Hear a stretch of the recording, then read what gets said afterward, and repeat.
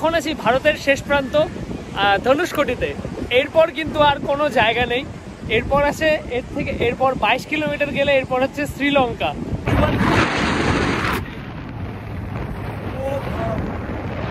এখন শুধু কিন্তু পড়ে রয়েছে শুধু এই ধ্বংসাবশেষ। যখন হচ্ছে বড় কোনো জাহাজ আসে তখন কিন্তু এটা উঠে যায়। এটা হচ্ছে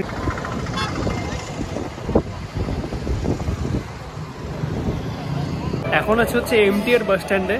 আর রামেশ্বরম যাওয়ার জন্য কিন্তু এমটিআর বাস স্ট্যান্ড থেকে হচ্ছে বাস ধরতে লাগবে। যারা মাদুরাই থেকে রামেশ্বরম যেতে চাইছেন তারা কিন্তু ডিরেক্ট বাসে করে মাদুরাই থেকে রামেশ্বরম পৌঁছে যেতে পারেন মাত্র 170 টাকার টিকিটে। আর যারা কিনা ট্রেনে যেতে চাইছেন তাদের জন্য বলে রাখি, মাদুরাই থেকে পাম্বান ব্রিজ হয়ে রামেশ্বরম যাওয়ার ট্রেন কিন্তু এখন বন্ধ আছে। তো তারা মণ্ডপম পর্যন্ত লাস্ট যেতে পারেন, তারপর মণ্ডপম থেকে বাস ধরে রামেশ্বরম পৌঁছে যেতে পারেন। মাদুরাই থেকে রামেশ্বরম যাওয়ার জন্য ভোর 3টে থেকে রাত্রি 11টা পর্যন্ত বাস কিন্তু অ্যাভেলেবেল আছে। প্রতি 20 মিনিট অন্তর অন্তর কিন্তু বাস ছাড়ে।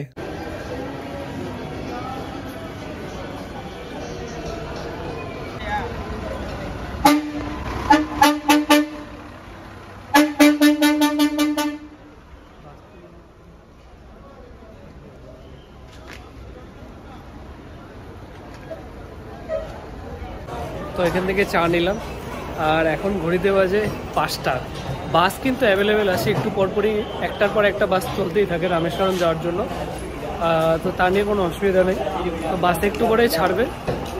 তো চলো চাটা শেষ করে নিই, ততক্ষণে বাসটাও ছাড়ুক, তারপরে বাকি কথা যেতে যেতে হবে।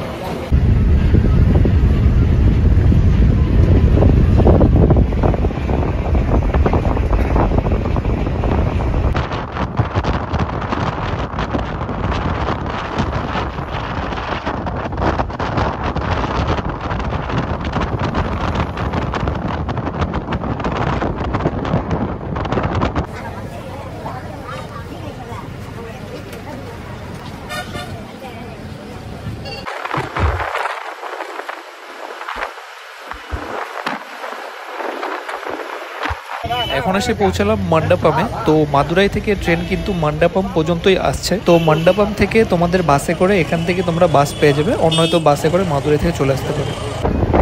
এই দেখো দূরে কিন্তু লাইনের উপর ট্র্যাকের উপর ট্রেন দাঁড়িয়ে আছে। তো এই অবধি লাস্ট আসছে, আর কিন্তু এরপরে আর যাবে না। কিন্তু এখন মণ্ডপম পর্যন্ত হচ্ছে লাস্ট ট্রেন আসে, এরপরে কিন্তু আর ট্রেন যায় না, কারণ পাম্বান ব্রিজ বন্ধ আছে। কিন্তু বহু বছরের পুরোনো ব্রিজ ছিল, তো সেটা এখন নষ্ট হয়ে গেছে। তো নতুন করে আরেকটা ব্রিজ বানানো হচ্ছে, তো তার জন্য ট্রেন লাইন বন্ধ আছে। তো মণ্ডপম পর্যন্ত তোমরা মাদুরাই থেকে মণ্ডপম পর্যন্ত আসতে পারো, তারপর এখান থেকে বাস নিয়ে রামেশ্বরম যেতে পারো। আর নয়তো হচ্ছে মাদুরাই থেকে ডিরেক্ট বাস পাওয়া যায়, যেই বাসে আমি যাচ্ছি, তো সেই বাসে যেতে পারো। তোমাদের এখন দেখাবো হচ্ছে পাম্বান ব্রিজ, সেই একমাত্র ইন্ডিয়ার ব্রিজ যেটা হচ্ছে সমুদ্রের ওপরে হচ্ছে ব্রিজ লাইন।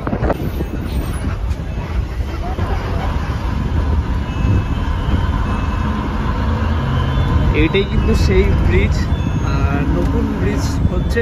আর এই হচ্ছে সামনের দিকে তো পুরোনো ব্রিজ। আর এরপরে ফাইনালি কিন্তু সেই পাম্বান ব্রিজের ওপর দিয়ে যাচ্ছি। তো ইচ্ছে ছিল যে ট্রেন লাইনের উপর দিয়ে যাবো, বাট ট্রেন লাইন কিন্তু বন্ধ আছে। কারণ এই যে সামনের যে লাইনটা দেখতে পাচ্ছ সেটা কিন্তু মানে এত পুরনো, 100 বছরের পুরনো। তো তার জন্য ট্রেন ব্রিজটা হচ্ছে নষ্ট হয়ে গেছে। তো তার জন্য পাশেরটা নতুন করে বানানো হচ্ছে। 2024-এর জানুয়ারিতে হয়তো খুলে যাবে ব্রিজটা, তো তখন যাব আবার। তো তোমাদের সাথে শেয়ার করবো সেই ভিডিও।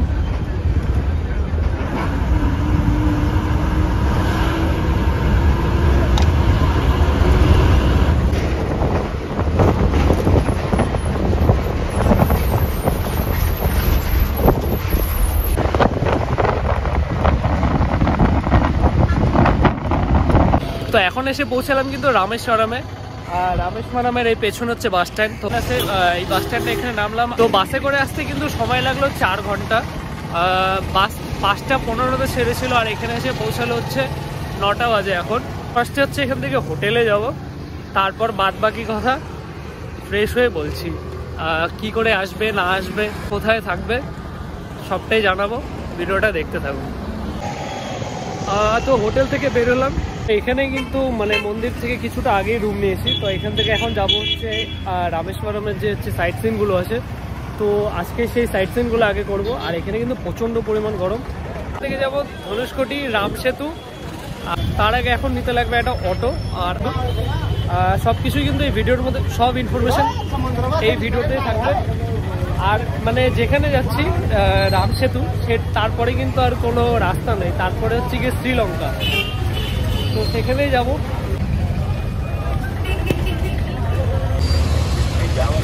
তো অটো নিলাম 1200 টাকা। তো এই অটো তো করেই সব সাইট সিনগুলো আজকে ঘুরবো।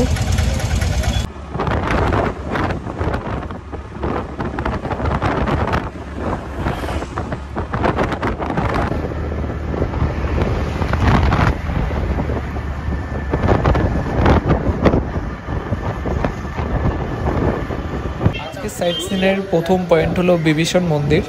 তো এই মন্দিরে যুদ্ধ করতে যাওয়ার আগে এই মন্দিরে কিন্তু এসেছিল। তো এই হলো মন্দির, চারিদিকে সমুদ্র।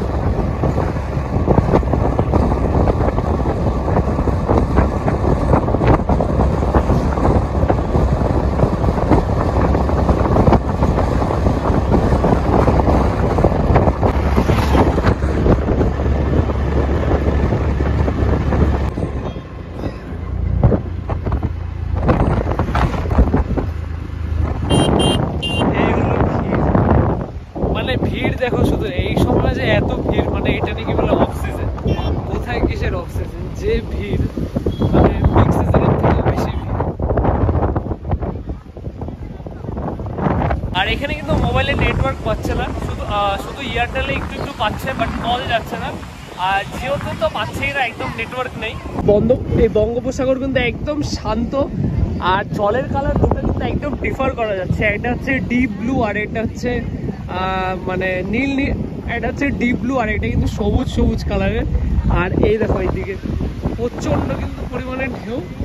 আর এই বঙ্গোপসাগর একদম শান্ত। এখান থেকে শ্রীলঙ্কা কিন্তু জাস্ট 22 কিলোমিটার। এখন আছি ভারতের শেষ প্রান্ত ধনুষকোটিতে। এরপর কিন্তু আর কোনো জায়গা নেই। এরপর আছে এরপর 22 কিলোমিটার গেলে এরপর হচ্ছে শ্রীলঙ্কা। আর এইটাই হচ্ছে ইন্ডিয়ার লাস্ট ল্যান্ড। আর এখানে হচ্ছে গিয়ে একদিকে হচ্ছে গিয়ে ভারত মহাসাগর, আর আরেক দিকে রয়েছে কিন্তু বঙ্গোপসাগর।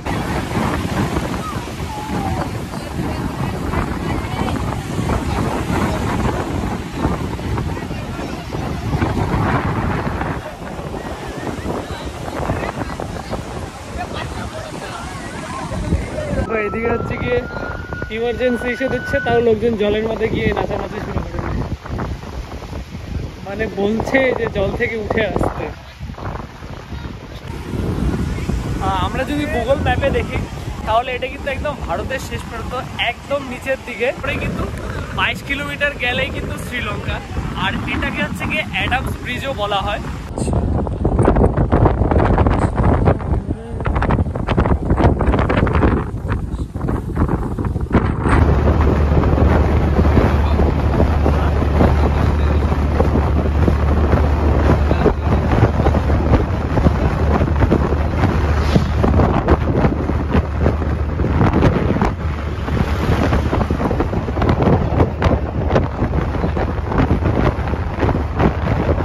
তো এখানে কিন্তু দোকানও আছে এরকম ঝিনুক টিনুকের। এই হলো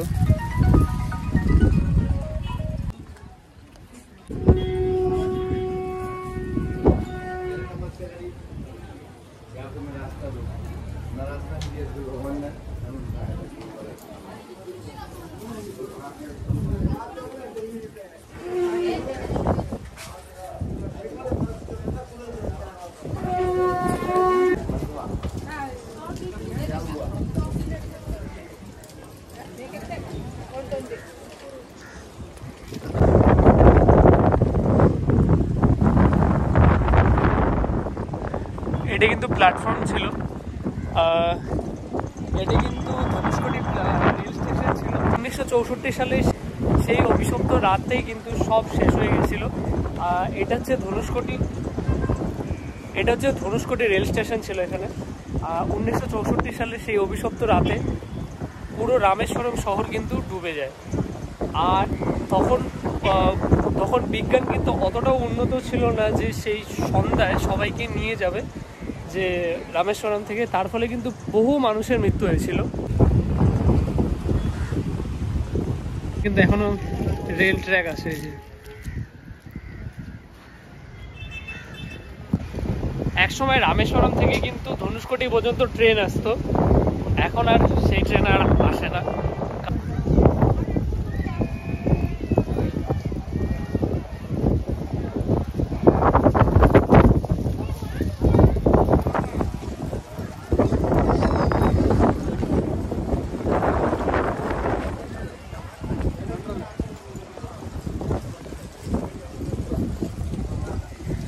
তো এটা কিন্তু একটা চার্চ ছিল।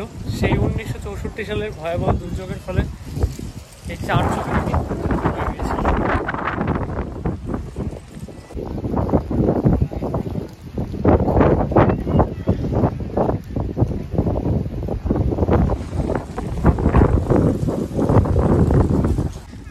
এখন শুধু কিন্তু পড়ে রয়েছে শুধু এই ধ্বংসাবশেষ, আর কিচ্ছু নেই, পুরো ফাঁকা।